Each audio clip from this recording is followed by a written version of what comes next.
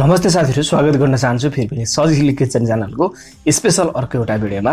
आज चाहिँ हामी आलुको फ्राई वाला अचार बनाउने छौं, जुन अति नै सजिलो र खाँदाखेरिमा अति मिठो खालको अचार बन्नेछ। आज यो रेसिपी तपाईहरुको बीचमा शेयर गर्न खोजिरहेको छु। अब चाहिँ बनाउनको लागि एउटा मैले भाडा लिएको छु, जसमा चाहिँ मैले तेललाई यसरी राखेको छु। तेललाई राम्ररी मज्जाले तातिनेलाई छोडिदिने र यसमा मेथीको दानालाई यसरी राख्ने। मेथीको दाना हल्का रातो हुन थालेपछि प्याजलाई माथिबाट यसरी राखिदिनुपर्छ र सँगै टमाटरलाई पनि यसरी काटेर राखिदिने। अब अलिकति हरियो खुर्सानीलाई पनि यसरी राखिदिनुपर्छ। अब सबै सामग्रीलाई यसरी राम्ररी चलाइदिने। के तपाईहरु पहिलोचोटी च्यानलमा नयाँ हुनुहुन्छ, यदि हुनुहुन्छ भने च्यानललाई सब्स्क्राइब गरेर सपोर्ट पनि गरिदिनुहोस्। अब अलिकति बेसारलाई राखिदिने।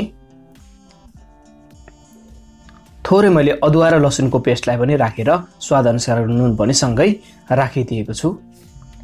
अब यी सबै सामग्रीहरूलाई यसरी मिलाएर चलाइदिने।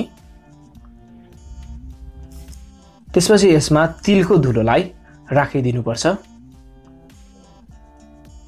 र अब यसलाई पनि यसरी चलाइदिने।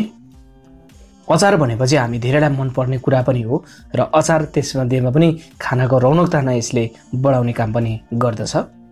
र अलिकति अब धनियाको पातलाई यसरी राखेर मज्जाले चलाइदिने। यो सबै मसलाहरू हाम्रो मज्जाले पाकेको छ। यो बोइल गरेको आलुलाई यसरी राखिदिने र यसलाई पनि यसरी मज्जाले चलाइदिने। यो आलुमा सबै मसलाहरू राम्ररी लाग्ने गरी चलाउनु पर्छ। बीचबीचमा यसलाई यसरी पकाउँदै चलाउँदै तयारी गर्ने। आजको रेसिपी तपाईहरुलाई कस्तो लागेको छ कमेन्ट पनि गर्नुहोस्।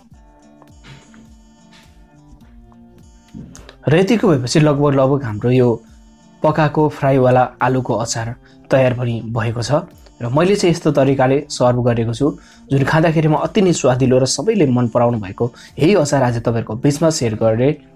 आजको रेसिपी तपाईहरुलाई कस्तो लाग्यो? यदि मन पर्यो भने भिडियोलाई लाइक शेयर, च्यानललाई सब्स्क्राइब गर्नुहोस्। यस्तै नयाँ नयाँ रेसिपी फेरि पनि तपाईहरुको बीचमा लिएर आउने छु। तबसम्मको लागि नमस्ते।